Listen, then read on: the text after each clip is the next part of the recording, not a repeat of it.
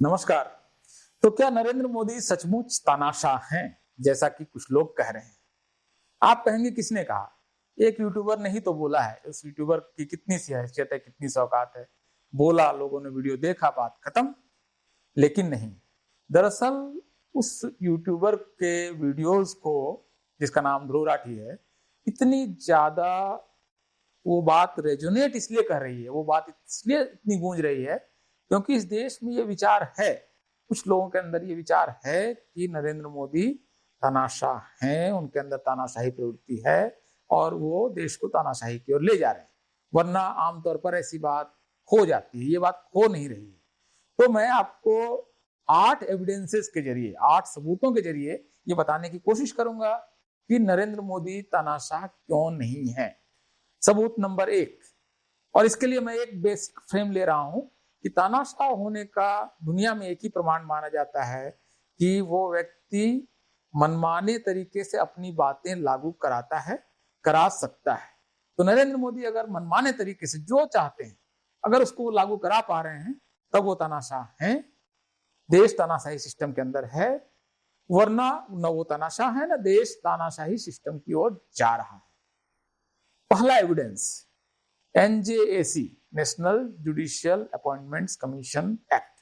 ये जो एनजेएसी है, ये नरेंद्र मोदी का एक ड्रीम प्रोजेक्ट था, जो बीजेपी ने 2014 में अपना घोषणा पत्र बनाया। उसको अगर आप निकाल कर पढ़ेंगे तो उसमें आप बहुत एक गंभीर बात देखेंगे कि बीजेपी चाहती है कि भारत में न्याय सबको आसानी से मिले और समय पर मिले। ये बहुत बड़ी डिमांड है, क्योंकि 5 करोड़ से ज्यादा केसेस पेंडिंग है, न्यायपालिका में तमाम तरह के भ्रष्टाचार हैं, तमाम तरह की समस्याएं हैं, तमाम तरह की पॉलिटिक्स होती है, जज के खिलाफ प्रेस कॉन्फ्रेंस करते हैं। तो बीजेपी ने कहा कि हम ये सब ठीक करेंगे और नेशनल जुडिशियल अपॉइंटमेंट कमीशन बनाएंगे, ये उन्होंने वादा किया।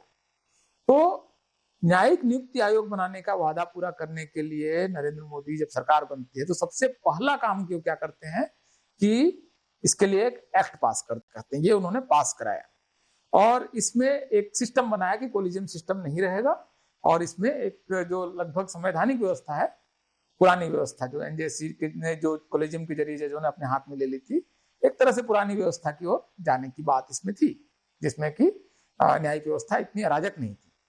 तो उन्होंने इसकी कोशिश की और कोशिश एक तरह से कामयाब भी हुई, क्योंकि संसद के दोनों सदनों में वो अपार बहुमत से पास हुआ, लगभग आम सहमति से पारित हुआ, सारे दलों ने उसका समर्थन किया।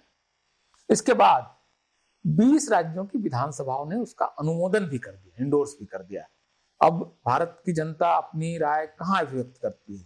संसद के जरिए, विधानसभाओं के जरिए। एक तरह से भारत की जनता की राय थी कि एनजेएसी बने और कोलेजियम का सिस्टम बंद हो, जिसमें कि भाई भतीजावाद, जान पहचान, रिश्तेदारी के जरिए जज नियुक्त होते हैं, खत्म करना चाह रहे थे। अब क्या हुआ? कहानी यहां से आगे बढ़ती है। लोगों को लगा कि चलो ये सेटल हो गया और अब जुडिशियरी की प्रॉब्लम बहुत सारी सॉल्व हो जाएगी। लेकिन ऐसा हुआ क्या? ये मामला सुप्रीम कोर्ट में पहुंच गया। सुप्रीम कोर्ट में 5 जजों की एक बेंच बना दी गई कि ये विचार करेगी। अभी वो जज कौन है? जो खुद कोलेजियम सिस्टम से चुन कर आए, और उन्होंने 4 पक्ष में और 1 विपक्ष में फैसला दिया कि एनजेसी एक्ट लागू नहीं हो सकता है, असंवैधानिक है, संविधान के बेसिक स्ट्रक्चर के खिलाफ है। अभी बेसिक स्ट्रक्चर संविधान का क्या है, ये हर बार कोर्ट अपने मन से तय करता है। इसका कोई फिक्स नहीं है कि ये चीजें बेसिक स्ट्रक्चर है, ये अनुच्छेद जो है बेसिक स्ट्रक्चर है। उन्होंने आदेश दे दिया और एनजेसी लागू होना रद्द हो गया, ये लागू नहीं हो पाया। नरेंद्र मोदी अगर तानाशाह होते तो शायद वो करते जो इंदिरा गांधी ने किया था, और इंदिरा गांधी के खिलाफ जब इस तरह के कुछ फैसले आए थे तो उन्होंने बाकायदा संविधान संशोधन करके कोर्ट का पूरी तरह से मुंह बंद कर दिया था। लेकिन नरेंद्र मोदी ने क्या किया? एनजेसी एक्ट खारिज।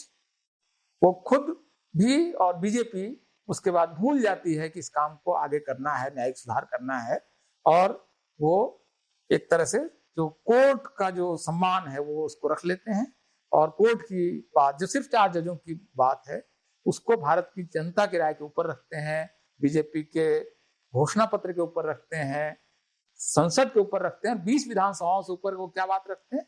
4 जजों की राय।